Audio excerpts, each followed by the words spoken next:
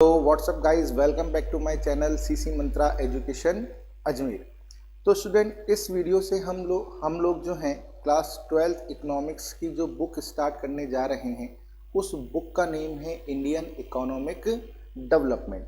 और इस बुक के अंदर हमें हमारी इंडिया की इकोनॉमी के बारे में बहुत कुछ जानने को मिलेगा, जैसे कि एशियन टाइम पीरियड के अंदर हमारी इंडिया की इकोनॉमी किस तरीके की थी और ब्रिटिश रूल के समय इसे किस तरीके से एक्सप्लॉइट किया गया, और जब हमें इंडिपेंडेंसी मिली उसके बाद हमने हमारी इंडियन इकोनॉमी को किस तरीके से डेवलप किया, हमने 5 ईयर प्लान्स को किस तरीके से जो है इम्प्लीमेंट किया, और हमारी जो इकोनॉमी के जो मेजर इश्यूज थे उनको हटाने के लिए या उनको सॉल्व करने के लिए हमने कौन कौन सी पॉलिसीज़ को अडॉप्ट किया।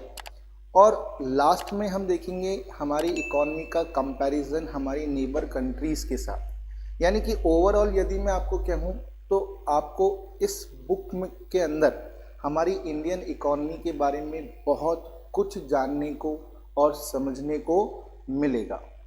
तो हम इस क्लास के अंदर जो हैं इस बुक का जो है फर्स्ट चैप्टर स्टार्ट कर रहे हैं, जिस चैप्टर का नेम क्या है, Indian economy on the eve of independence. यानी कि इंडिपेंडेंस के समय हमारी इंडियन इकोनॉमी किस तरीके की थी, इसकी कैरेक्टरिस्टिक्स क्या क्या थी, इन सब बातों के अंदर बारे में हम पढ़ेंगे। लेकिन उससे पहले आपके लिए एक इन्फॉर्मेशन है, यदि आप इस चैप्टर के PDF नोट्स चाहते हैं तो आप सीसी मंत्रा अजमेर ऐप को गूगल प्ले स्टोर और ऐप स्टोर से डाउनलोड कर सकते हैं, और इसकी फ्री स्टडी मटेरियल में आपको इस चैप्टर के नोट्स मिल जाएंगे, जहां से आप उन्हें प्रिंट भी करा सकते हैं। तो चलिए स्टूडेंट, हम लोग इस चैप्टर को पढ़ना स्टार्ट करते हैं।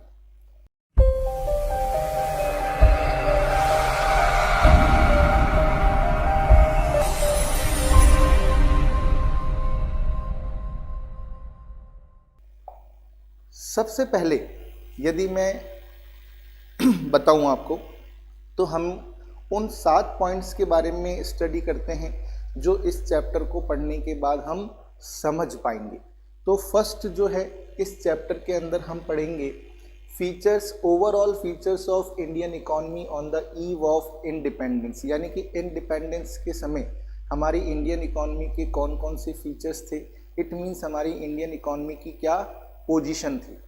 उसके बाद हम ईव ऑफ इंडिपेंडेंस के समय हमारा एग्रीकल्चर सेक्टर किस की पोजीशन क्या थी, हमारे इंडस्ट्रियल सेक्टर की पोजीशन क्या थी, हमारे फॉरेन ट्रेड का स्ट्रक्चर किस तरीके का था, हमारे इंडिया की डेमोग्राफिक प्रोफाइल क्या थी, और ऑक्यूपेशनल स्ट्रक्चर क्या था, और इंफ्रास्ट्रक्चर डेवलपमेंट कितना हुआ था।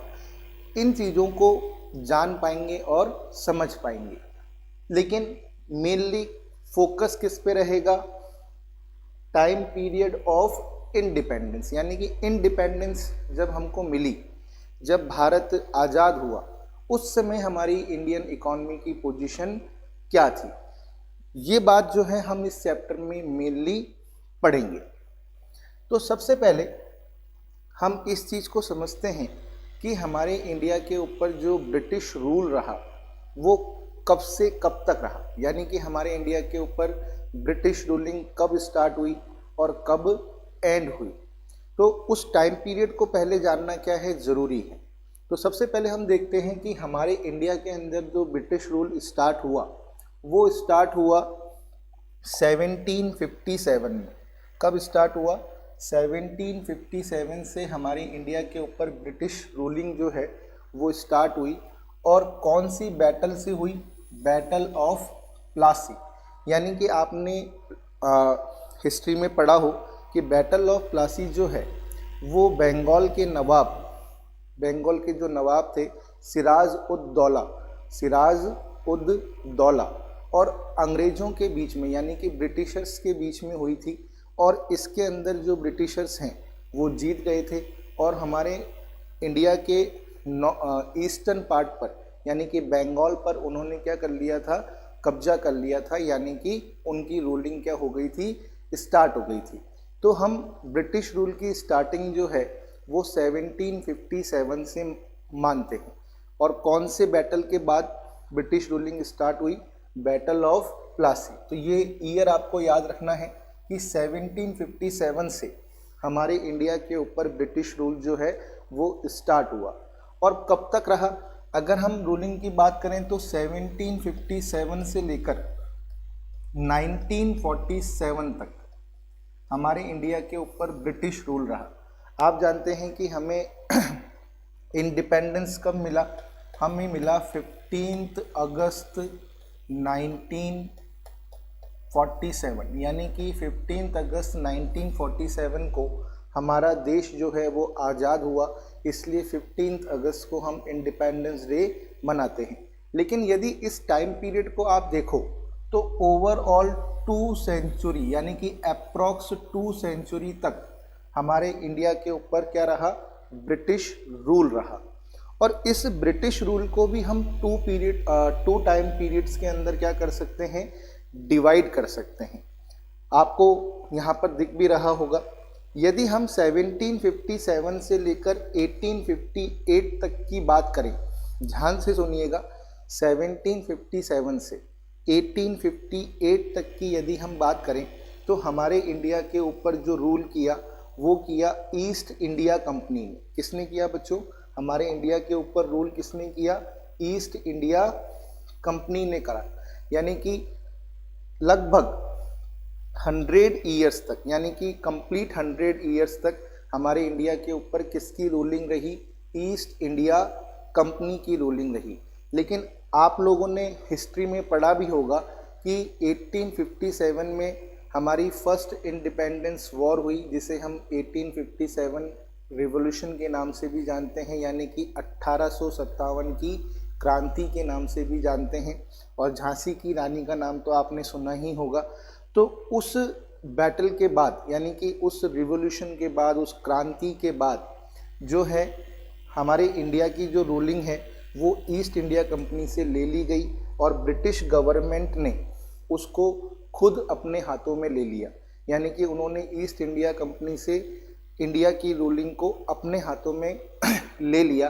तो 1858 से लेकर 1947 तक हम पर किसने रूल किया? ब्रिटिश गवर्नमेंट ने रूल किया। तो यहाँ पर आपको देखना है मेनली कि ब्रिटिश रूल जो है वो इंडिया के ऊपर कितने टाइम पीरियड तक रहा? अप्रॉक्स 200 ईयर्स तक रहा। कितने?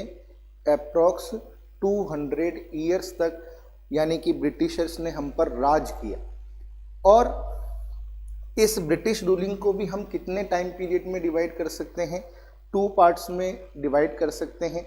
1757 से लेकर 1858 तक हम पर किसका रूल रहा? ईस्ट इंडिया कंपनी का। लेकिन 1857 की बैटल के बाद, यानी कि 1857 की क्रांति के बाद, ये रूलिंग किसके हाथ में चले गई? ब्रिटिश गवर्नमेंट के हाथ में चले गई। उन्होंने ईस्ट इंडिया कंपनी से जो है इंडिया की रूलिंग को अपने हाथों में कन्वर्ट कर लिया। तो खैर बात कुछ भी हो, लेकिन ये बात सत्य है कि 200 साल तक हम लोग क्या रहे? गुलाम रहे। किसके गुलाम रहे? ब्रिटिशर्स के गुलाम रहे। यानी कि उन्होंने हम पर क्या किया? रूल किया। अब हम बात करते हैं कि उन्होंने आखिर हम पर रूल क्यों किया, वो हमारी कंट्री पर रूलिंग क्यों करना चाहते थे, उनका मेन पर्पस क्या था। तो यहाँ पर यही बात लिखी हुई है, पर्पस ऑफ ब्रिटिश रूल। तो जो अंग्रेज थे, जो ब्रिटिशर्स थे, उनका हमारी इंडिया पर रूल करने का जो मेन पर्पस था वो था हमारे इंडियन इकोनॉमी का एक्सप्लॉयटेशन। यानी कि उनका मेन पर्पस था economic exploitation of India. Economic exploitation of India. वो इंडिया का क्या करना चाहते थे? इकोनॉमिक एक्सप्लॉयटेशन करना चाहते थे। इकोनॉमिक एक्सप्लॉयटेशन का मतलब क्या होता है? अपने इकोनॉमिक इंटरेस्ट को फुलफिल करना। यानी कि किसी दूसरे पर्सन से या किसी दूसरी कंट्री से ज़्यादा क्या करना? प्रॉफिट अर्न करना, वो भी अनएथिकल तरीके से। यानी कि इकोनॉमिक भाई एक्सप्लॉइटेशन का मतलब क्या होता है? एक्सप्लॉइटेशन का मतलब होता है जिसमें एथिक्स को ध्यान में नहीं रखा जाता। तो वो हमारी कंट्री का इकोनॉमिक एक्सप्लॉइटेशन करना चाहते थे, यानी कि किसी भी तरीके से कि वो हमारी इंडिया से जो भी प्रॉफिट अर्न कर सकते थे वो उनका मेन पर्पस था।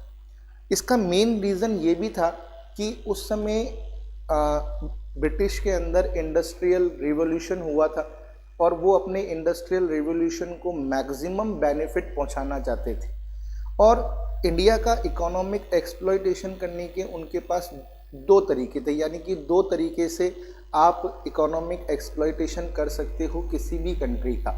तो उन्होंने उन दोनों ही ऑब्जेक्ट को ध्यान में रखकर हमारी इंडिया का इकोनॉमिक एक्सप्लॉइटेशन स्टार्ट किया, और बहुत ही सिस्टमैटिकली तरीके से उन्होंने हमारी इकोनॉमी को क्या किया, एक्सप्लॉइट किया। अगर आप किसी भी कंट्री को इकोनॉमिक एक्सप्लॉइट करना चाहते हो तो आप उस कंट्री के फॉरेन ट्रेड को अपने हाथों में लेकर और उसके डोमेस्टिक मार्केट को कंट्रोल करके उससे क्या कर सकते हो, एक्सप्लॉइट कर सकते हो। और ब्रिटिशर्स ने भी यही किया। ब्रिटिशर्स ने हमारी जो इंडियन इकॉनमी थी उसमें दो टारगेट फिक्स किए। एक तो उन्होंने हमारे फॉरेन ट्रेड को डिस्ट्रॉय करने का टारगेट फिक्स किया, और दूसरा जो टारगेट उनका था वो था हमारे इंडिया के डोमेस्टिक मार्केट को एक्सप्लॉइट करना। तो फॉरेन ट्रेड को डिस्ट्रॉय करने के लिए जहां इंडिया की वर्ल्ड वाइड रेपुटेशन थी फॉरेन ट्रेड के अंदर फिनिश गुड्स को लेकर, तो उन्होंने हमारे इंडिया के फिनिश गुड्स के जो स्ट्रक्चर है उसको डिस्ट्रॉय कर दिया। यानी कि उन्होंने जहां इंडिया फिनिश गुड का एक्सपोर्टर था वहां उन्होंने इंडिया को रॉ मटेरियल सप्लायर बना दिया। यानी कि हमारी इंडिया को उन्होंने क्या कर दिया, फिनिश गुड एक्सपोर्टर से कन्वर्ट करके क्या कर दिया, रॉ मटेरियल सप्लायर बना दिया। और इसके पीछे उनका मेन ऑब्जेक्ट क्या था, ब्रिटिश में जो इंडस्ट्रीज थी उनको कम से कम कीमत पर रॉ मटेरियल प्रोवाइड कराना। तो जहां इंडिया वर्ल्ड के अंदर अपनी वर्ल्ड के अंदर यानी कि फॉरेन ट्रेड में अपनी एक रेपुटेशन रखता था, गुडविल रखता था, उस गुडविल को उन्होंने पूरी तरीके से डिस्ट्रॉय कर दिया। हमारे इंडिया का सिल्क, कॉटन और हैंडीक्राफ्ट और स्टोन वर्क पूरे वर्ल्ड में फेमस था। यानी कि हम इनको क्या करते थे, एक्सपोर्ट करते थे। तो ब्रिटिशर्स ने क्या किया, इन सबको तो हटा दिया, यानी कि इन सब इंडस्ट्रीज़ को उसने डिस्ट्रॉय कर दिया और इंडिया को एक रॉ मटेरियल सप्लायर बना दिया। यानी कि फिनिश गुड सप्लायर से उन्होंने हमको रॉ मटेरियल सप्लायर बना दिया। और दूसरा टारगेट उन्होंने क्या किया, दूसरा टारगेट उन्होंने किया हमारे इंडिया का जो डोमेस्टिक मार्केट था उसको एक्सप्लॉइट किया। यानी कि उन्होंने हमारे डोमेस्टिक मार्केट को एक ऐसे मार्केट में कन्वर्ट कर दिया जहां पर वो अपने ब्रिटिश प्रोडक्ट्स को इजीली क्या कर सके, सेल आउट कर सके। यानी कि अब इसके लिए उन्होंने क्या किया, उन्होंने हमारे यहाँ की जो डोमेस्टिक इंडस्ट्रीज़ थी उनको डिस्ट्रॉय कर दिया। अब जब डोमेस्टिक इंडस्ट्रीज़ ही नहीं होगी तो डोमेस्टिक प्रोडक्ट ही नहीं बनेंगे, डोमेस्टिक प्रोडक्ट ही नहीं बनेंगे तो डोमेस्टिक मार्केट में बिकेंगी भी नहीं।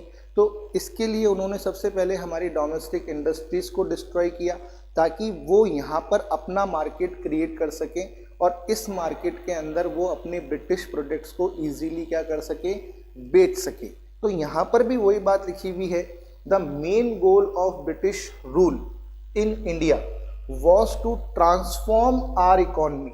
यानी कि वो हमारे इंडिया को किस में बदलना चाहते थे, transform our economy into a supplier of raw material. यानी कि पहला पर्पस क्या था, हमें रॉ मटेरियल का सप्लायर बनाना चाहते थे, and a market for sale of British manufactured goods.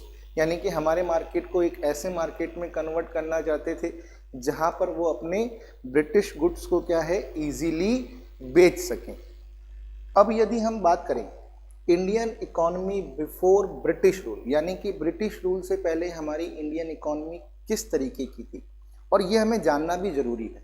यदि हम ब्रिटिश रूल से पहले की हमारी इंडियन इकॉनमी के बारे में जानेंगे तभी हम ब्रिटिश रूल के समय हमारी इंडियन इकॉनमी में क्या चेंजेस हुए, उन्होंने हमारी इकॉनमी को किस तरह से सिस्टमेटिक वे से एक्सप्लॉइट किया, इस चीज़ को समझ पाएंगे। और आप लोगों ने पढ़ा भी होगा, सुना भी होगा कि एशियन टाइम पीरियड के अंदर भारत जो है सोने की चिड़िया कहलाता था। यानी कि अगर मैं ब्रिटिश रूल से पहले की इंडियन इकॉनमी के बारे में बात करूं, तो ब्रिटिश रूल से पहले जो इंडियन इकॉनमी थी वो बहुत ही स्ट्रॉन्ग इकॉनमी थी। देखिए, prior to the British rule Indian economy was a vibrant and prosperous economy. इसका मतलब क्या है कि ब्रिटिश रूलिंग से पहले जो हमारी इंडियन इकॉनमी थी वो वाइब्रेंट थी। वाइब्रेंट से मतलब होता है कंपायमान, यानी कि गतिमान, यानी कि आगे बढ़ने वाली। और प्रॉस्पेरियस से मतलब होता है समृद्ध, यानी कि सेल्फ डिपेंडेंट इकॉनमी थी। तो ब्रिटिश रूल से पहले हमारी इंडियन इकॉनमी किस तरीके की थी? वाइब्रेंट थी और प्रॉस्पेरियस थी, यानी कि ये दोनों क्वालिटीज ही हमारी इंडियन इकॉनमी के अंदर थी। ऑन द एग्रीकल्चर फ्रंट, यदि हम एग्रीकल्चर फ्रंट के पॉइंट ऑफ व्यू से देखें, it was a self contained rural economy where cultivators themselves were the owners of land. यानी कि हम एग्रीकल्चर के पॉइंट ऑफ व्यू से देखें तो एग्रीकल्चर के पॉइंट ऑफ व्यू से हमारी इंडियन इकॉनमी बहुत स्ट्रॉन्ग थी। हम एग्रीकल्चर के अंदर सेल्फ डिपेंडेंट थे, यानी कि हमें किसी भी तरह की इंपोर्ट की कोई ज़रूरत नहीं थी। और हमारे किसान जो थे वो अपनी ज़मीन के खुद मालिक थे। Industrial sector was famous through out the world for its handicraft product. और यदि इंडस्ट्रियल सेक्टर की बात करें तो हमारा इंडस्ट्रियल सेक्टर पूरे वर्ल्ड के अंदर अपने हैंडीक्राफ्ट प्रोडक्ट्स के लिए क्या था? फेमस था। और यदि हम बात करें आर एक्सपोर्ट की, इंजॉयड ग्लोबल रेपुटेशन, यानी कि हमारी एक्सपोर्ट के अंदर क्या थी? एक ग्लोबल रेपुटेशन थी, गुडविल थी। The silk and cotton textiles were famous for their fine quality, यानी कि हमारे यहाँ की जो सिल्क और कॉटन इंडस्ट्रीज थी वो अपनी फाइन क्वालिटी के लिए, बेस्ट क्वालिटी के लिए क्या थी? पूरे वर्ल्ड वाइड क्या थी? फेमस थी। And the metal and precious stone work, यानी कि सोने चांदी की बात करें या प्रीशियस स्टोन्स की यदि हम बात करें तो वर फेमस फॉर एक्सीलेंट क्राफ्टमैनशिप, यानी कि हस्तशिल्प कौशल के लिए हम पूरे वर्ल्ड में क्या थे? फेमस थे। यानी कि एक्सपोर्ट, हमारा फॉरेन ट्रेड, हमारा इंडस्ट्रियल सेक्टर, हमारा एग्रीकल्चर सेक्टर, ये तीनों ही क्या थे? स्ट्रॉन्ग पोजीशन में थे। इसलिए भारत को सोने की चिड़िया कहा जाता था। लेकिन यदि अगर हम बात करें Indian economy during British rule, यानी कि ब्रिटिश रूल के समय हमारी इंडियन इकॉनमी पर क्या इफेक्ट पड़ा, जो पहले हमारी इंडियन इकॉनमी थी उसकी पोजीशन, उसकी सिचुएशन ब्रिटिश रूल के समय क्या हो गई, तो देखें, agriculture sector was exploited as a source of revenue. हमारे एग्रीकल्चर सेक्टर को रेवेन्यू के सोर्स के लिए क्या किया गया? एक्सप्लॉइट किया गया। यानी कि जहां किसान पहले अपनी ज़रूरतों के लिए एग्रीकल्चर करता था, वहां उसे एक तरीके से कॉमर्शियल एग्रीकल्चर करने के लिए क्या किया गया? कॉमर्शियल एग्रीकल्चर करने के लिए बाध्य किया गया। आगे यदि हम देखें, the industrial sector was destroyed by exploiting the domestic market for the British product. और ये मैं आपको बता भी चुका हूँ कि ब्रिटिशर्स ने हमारे इंडस्ट्रियल सेक्टर को क्या कर दिया? डिस्ट्रॉय कर दिया। उन्होंने हमारे मार्केट को एक ऐसे मार्केट में कन्वर्ट कर दिया जहां पर वो अपने ब्रिटिश प्रोडक्ट को क्या कर पाए? इजीली बेच पाए। Export of raw material was encouraged, यानी कि उन्होंने हमें फिनिश गुड सप्लायर से रॉ मटेरियल सप्लायर बना दिया to promote supplies to British industry, क्योंकि वो अपनी ब्रिटिश इंडस्ट्रीज को रॉ मटेरियल सस्ते से सस्ती कीमतों पर क्या कराना चाहते थे? अवेलेबल कराना चाहते थे।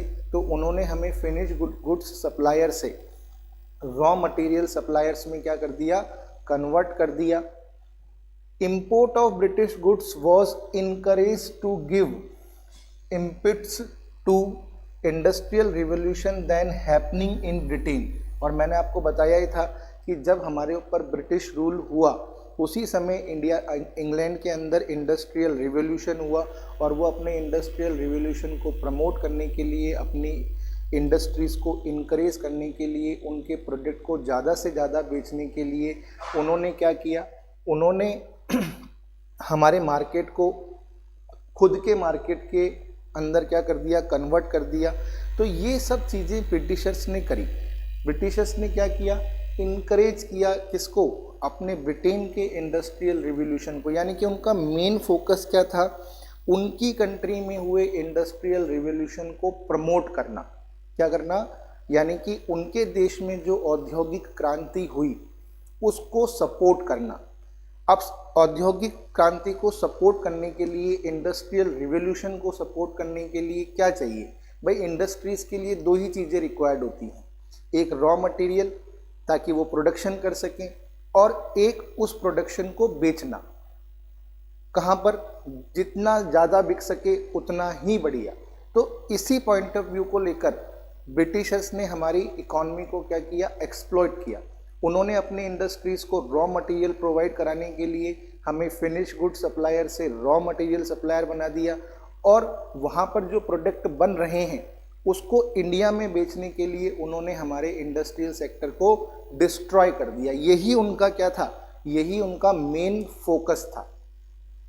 आगे हम देखें, owing to the systematic exploitation of the agriculture and industrial sector and restructuring on India's foreign trade in favor of the British economy। यानी कि हमने जो भी देखा तो इससे हमें ये मालूम पड़ा कि उन्होंने हमारे इंडिया की इकॉनमी को एक सिस्टमैटिक वे से एक्सप्लॉइट किया।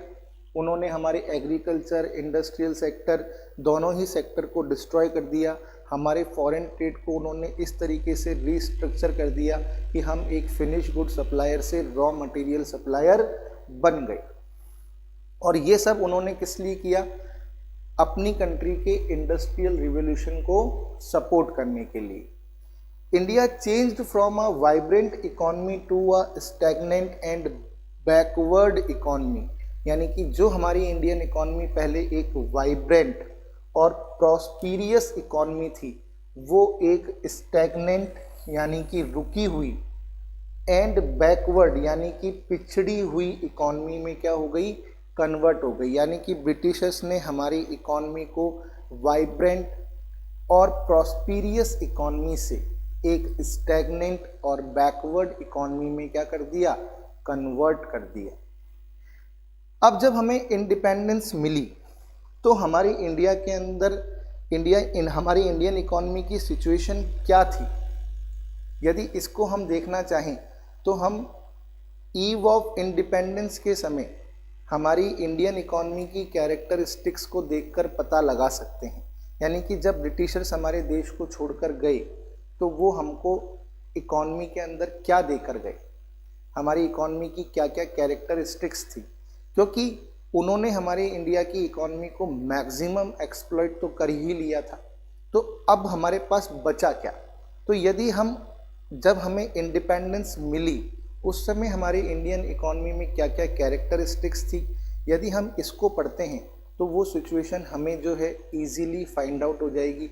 और फिर हमारी इंडियन गवर्नमेंट ने इस इकॉनमी को वापस डेवलप करने के लिए क्या किया, वो भी हम आगे नेक्स्ट चैप्टर्स में पढ़ेंगे। तो सबसे पहले हम बात करेंगे on the eve of independence overall features of the Indian economy. यानी कि इंडिपेंडेंस के समय हमारी इंडियन इकॉनमी के फीचर्स क्या थे, यानी कि अंग्रेज हमें, ब्रिटिशर्स हमें किस तरह की इकॉनमी देकर गए थे।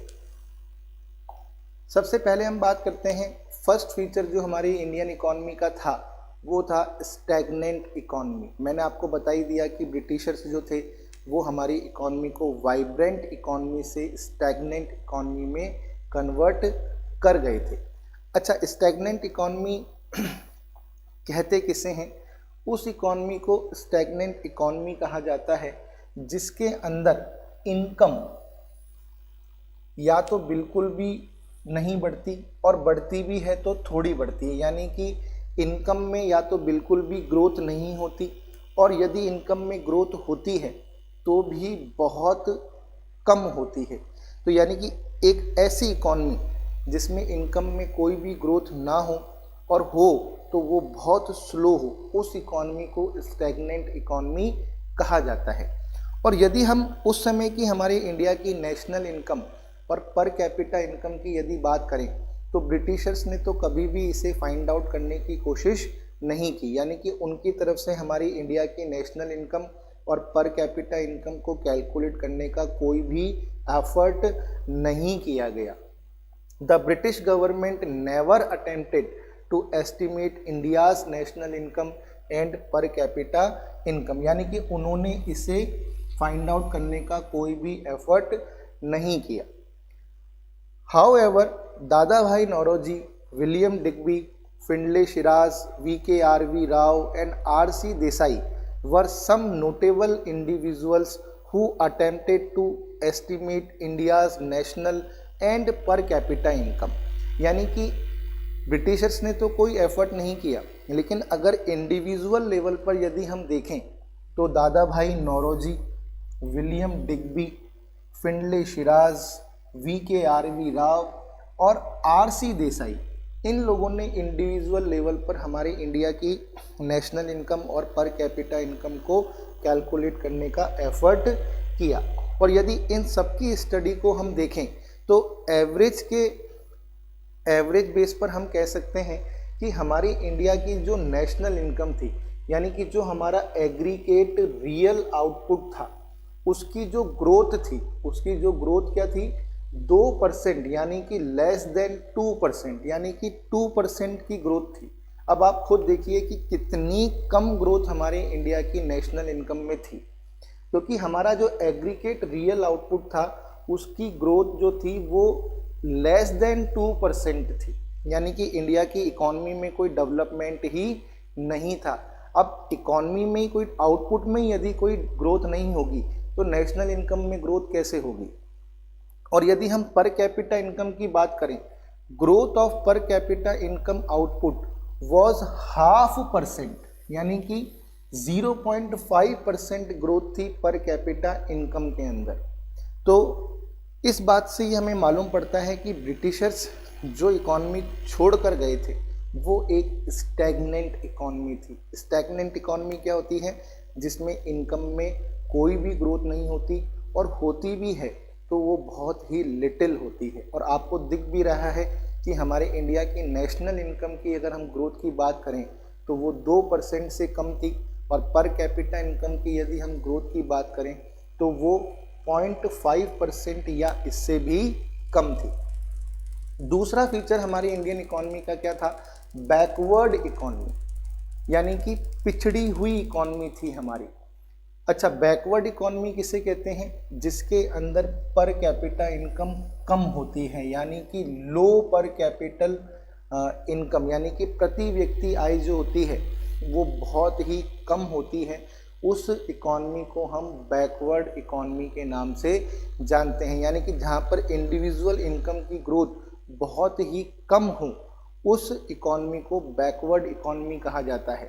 और यदि हम उस समय की सिचुएशन की बात करें तो इन 1947-48 द पर capita income in India was just ₹230 per year, यानी कि हमारे इंडिया का एक आदमी एक साल में 230 रुपये ही कमाता था। अब आप सोचिए कि कितनी स्लो पर कैपिटा इनकम हमारे यहाँ पर थी, यानी कि ग्रोथ तो बिल्कुल थी नहीं।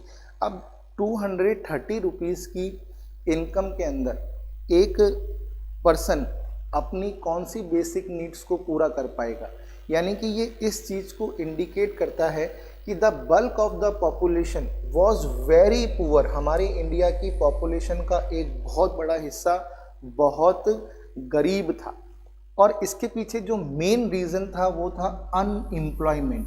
अब हमारे इंडिया में अनएम्प्लॉयमेंट क्यों था, क्योंकि ब्रिटिशर्स ने हमारे इंडस्ट्रियल सेक्टर को पूरी तरीके से डिस्ट्रॉय कर दिया था, हमारे फॉरेन ट्रेड के स्ट्रक्चर को चेंज कर दिया था, हमारी एग्रीकल्चर को एक्सप्लॉइट कर दिया था, यानी कि पॉपुलेशन का एक बहुत बड़ा हिस्सा जो है वो अनएम्प्लॉयड हो चुका था। अब जब पॉपुलेशन अनएम्प्लॉयड होगी तो पॉवर्टी तो होगी ही होगी, और पॉवर्टी अनएम्प्लॉयमेंट के कारण ही आती है। एक तो एशियन टाइम पीरियड था जहाँ पर हमारे इंडिया का industrial sector, foreign trade, agriculture sector prosperous था, लेकिन एक ब्रिटिश रूल के समय हमारे इंडिया के ये तीनों ही सेक्टर डिस्ट्रॉय हो गए। हमारी पर कैपिटा इनकम बिल्कुल डाउन हो गई और हमारी इंडिया का एक पॉपुलेशन का बहुत बड़ा हिस्सा क्या हो गया, बहुत गरीब हो गया। और इन सभी कारणों के कारण हमारी इंडिया की इकॉनमी एक स्टैग्नेंट और बैकवर्ड इकॉनमी में क्या हो गई, कन्वर्ट हो गई। अब हम बात करते हैं थर्ड कैरेक्टरिस्टिक क्या थी, डोमिनेंस ऑफ एग्रीकल्चर। हमारी इंडिया की जो इकॉनमी थी उसमें कौन से सेक्टर का डोमिनेंस था, एग्रीकल्चर सेक्टर का। देखिए, agriculture sector dominated the Indian economy as the principal source of livelihood, यानी कि आजीविका का एक बहुत बड़ा साधन हमारी इंडिया की पॉपुलेशन के पास क्या था, एग्रीकल्चर सेक्टर था। हमारी इंडिया की पॉपुलेशन का एक बहुत बड़ा हिस्सा जो है वो अपने जीवन यापन के लिए किस पर डिपेंड था, एग्रीकल्चर पर डिपेंड था। और यहाँ पर एक परसेंटेज भी है, nearly 72% of the countries working people was engaged in agriculture, यानी कि हमारी कंट्री का जो वर्किंग पॉपुलेशन का एक बहुत बड़ा हिस्सा था, यानी कि 72% वो किस पर डिपेंड था, किस में इंगेज था, एग्रीकल्चर सेक्टर में इंगेज था। क्योंकि इंडस्ट्रियल डेवलपमेंट तो हमारे इंडिया में था ही नहीं, क्योंकि ब्रिटिशर्स ने हमारे इंडस्ट्रियल सेक्टर को डेवलप करने के कोई भी एफर्ट नहीं किए, बल्कि जो इंडस्ट्रियल सेक्टर हमारे इंडिया में था उसको उन्होंने डिस्ट्रॉय कर दिया। तो भाई अब पॉपुलेशन किसकी तरफ कंसंट्रेट होगी, एग्रीकल्चर सेक्टर की तरफ कंसंट्रेट होगी, क्योंकि इंडस्ट्रियल डेवलपमेंट ब्रिटिशर्स ने किया ही नहीं था और जो था उसको उन्होंने क्या कर दिया था, डिस्ट्रॉय कर दिया था। तो हमारी इंडियन इकॉनमी में किसका डोमिनेंस था, एग्रीकल्चर सेक्टर का डोमिनेंस था। लेकिन इसके बावजूद भी यदि हम देखें तो एग्रीकल्चर सेक्टर का हमारी जीडीपी में कंट्रीब्यूशन जो था वो केवल 50% था, जो इस चीज़ को भी इंडिकेट करता है कि हमारी इंडिया की जो एग्रीकल्चर सेक्टर था वो बैकवर्डनेस था, यानी कि इसकी प्रोडक्टिविटी क्या थी, लो थी। पॉपुलेशन तो बहुत ज़्यादा एग्रीकल्चर सेक्टर में इंगेज्ड है, लेकिन प्रोडक्शन कम होने के कारण इसका जीडीपी में कंट्रीब्यूशन ओनली कितना था, 50% कंट्रीब्यूशन था। तो आपको ये फिगर याद रखना है कि 72% of working people is engaged in, कहाँ पर, agriculture, was engaged in agriculture sector. और जीडीपी में कंट्रीब्यूशन कितना, ओनली 50%। और ये दोनों ही बातें इस चीज़ को इंडिकेट करती हैं कि एक तो इकॉनमी में एग्रीकल्चर सेक्टर का डोमिनेंस था, लेकिन हमारी एग्रीकल्चर सेक्टर भी डेवलप्ड नहीं था, वो बैकवर्डनेस का शिकार था, क्योंकि हमारे एग्रीकल्चर सेक्टर की जो प्रोडक्टिविटी थी वो क्या थी, लो थी। अब हम बात करते हैं नेक्स्ट कैरेक्टरिस्टिक की, ब्लीक इंडस्ट्रियलाइजेशन, यानी कि बहुत ही धीमा बेरंग इंडस्ट्रियलाइजेशन हमारे इंडिया का था। Time of independence small scale and cottage industry was almost ruin, यानी कि बिल्कुल डिस्ट्रॉय हो चुकी थी। ब्रिटिशर्स ने हमारी स्मॉल स्केल और कॉटेज इंडस्ट्रीज को पूरी तरीके से क्या कर दिया था, डिस्ट्रॉय कर दिया था। यानी कि जब इंडिया को इंडिपेंडेंस मिली उस समय हमारे इंडिया में किसी भी तरह की स्मॉल स्केल इंडस्ट्रीज़ और कॉटेज इंडस्ट्रीज़ नहीं थी, क्योंकि ब्रिटिशर्स ने इनको डिस्ट्रॉय कर दिया था। Heavy industries showed a bleak growth, और जो भी हैवी इंडस्ट्रीज थी वो उनकी जो ग्रोथ थी वो बहुत ही क्या थी, कम थी। And for the bulk of capital goods requirement, यानी कि कैपिटल गुड्स की रिक्वायरमेंट के लिए we were dependent upon the imports from Britain, यानी कि कैपिटल गुड्स की रिक्वायरमेंट के लिए हम किस पर डिपेंडेंट थे, ब्रिटेन पर डिपेंडेंट थे, क्योंकि और किसी कंट्री के साथ हमारा रिलेशन बना ही नहीं था, क्योंकि इंडिपेंडेंस के समय हमारा फॉरेन ट्रेड जो था वो मैक्सिमम ब्रिटेन के साथ होता था। तो इसलिए हम कैपिटल गुड्स की रिक्वायरमेंट के लिए किस पर डिपेंडेंट थे, ब्रिटेन पर डिपेंडेंट थे, क्योंकि हमारे यहाँ की हैवी इंडस्ट्रीज़ इस डिमांड को फुलफ़िल नहीं कर सकती थी। और बात अगर स्मॉल स्केल इंडस्ट्रीज़ और कॉटेज इंडस्ट्रीज़ की जाए तो वो तो हमारे इंडिया में ऑलमोस्ट डिस्ट्रॉय हो चुकी थी। अब हम बात करते हैं next characteristic, heavy dependence on imports. यानी कि हमारा भारत तो रॉ मटेरियल सप्लाई करता था और हमारे भारत के अंदर देखा जाए तो इंडस्ट्रियलाइजेशन था ही नहीं, तो हम इंपोर्ट्स को लेकर भी ब्रिटेन के ऊपर क्या थे, डिपेंडेंट थे। हम ब्रिटेन से किन किन चीज़ों का इंपोर्ट करते थे, यदि हम देखें, the country was heavily dependent upon Britain, heavily dependent upon imports particularly for machinery. हम मशीनरी, डिफेंस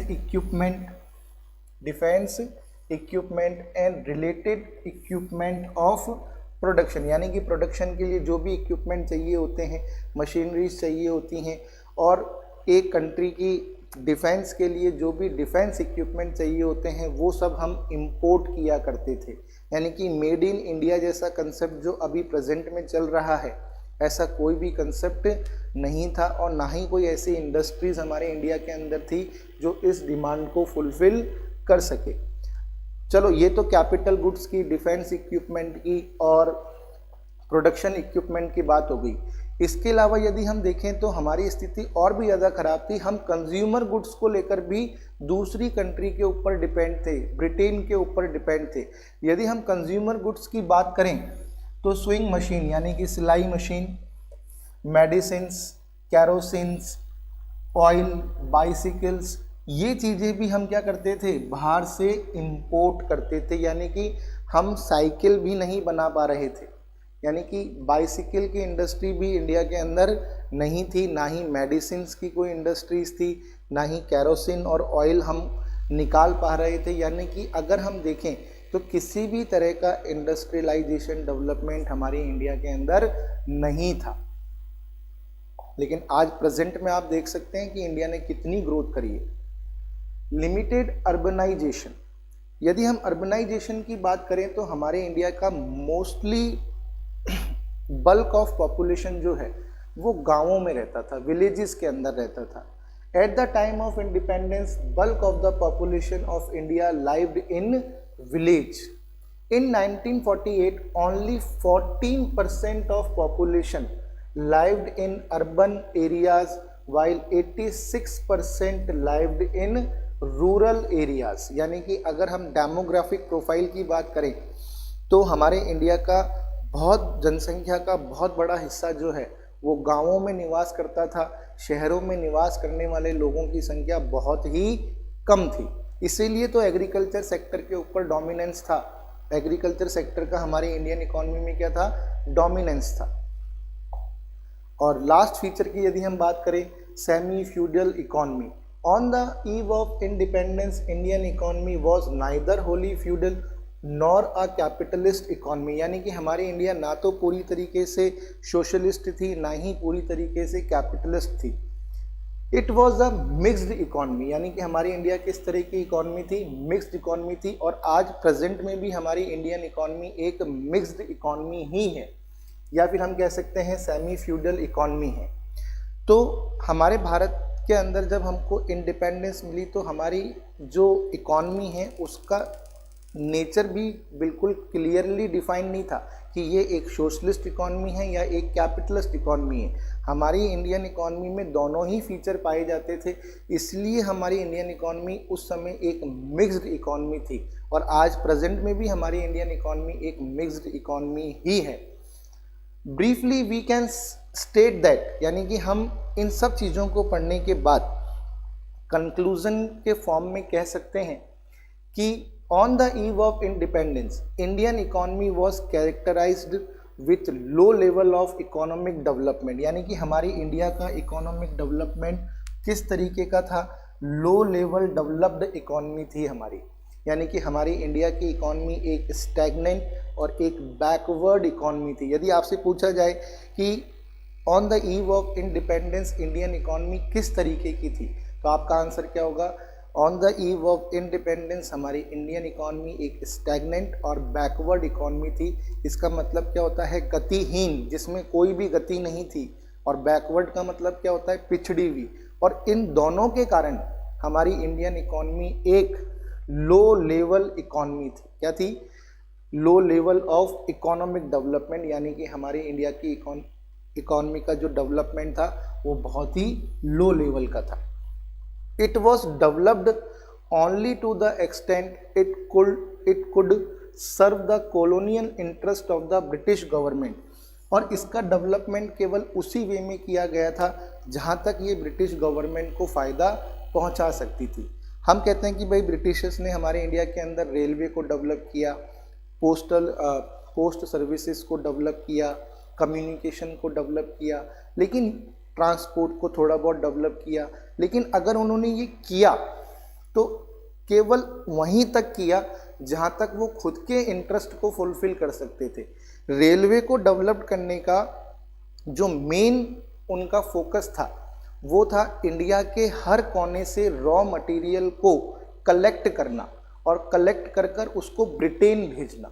कम्युनिकेशन को डेवलप करने के पीछे मेन उनका फोकस था एडमिनिस्ट्रेशन को स्ट्रॉन्ग करना, ताकि इंडिया के ऊपर वो ज़्यादा समय तक रूलिंग कर सके। ट्रांसपोर्टेशन को भी अगर उन्होंने डेवलप किया तो वो इसलिए किया कि वो रॉ मटेरियल को इजीली पोर्ट्स तक पहुंचा सके। तो अगर डेवलपमेंट था भी तो वो केवल उसी एक्सटेंट तक था जहां तक वो ब्रिटिश एम्पायर के इंटरेस्ट को फुलफिल करता था। लेकिन उन्होंने इंडिया को डेवलप करने का कोई भी एफर्ट नहीं किया। तो स्टूडेंट, मैं आशा करता हूँ कि आपको ये क्लास समझ में आई होगी, और यदि आपको मेरी क्लासेस समझ में आ रही है, मेरा पढ़ाना समझ में आ रहा है, तो प्लीज़ मेरे चैनल को आप सब्सक्राइब करिए, लाइक करिए, शेयर कीजिए और कमेंट ज़रूर कीजिए, क्योंकि आपके कमेंट ही मुझे मोटिवेट करते हैं। अब हम मिलेंगे नेक्स्ट क्लास में, तब तक के लिए थैंक यू वेरी मच।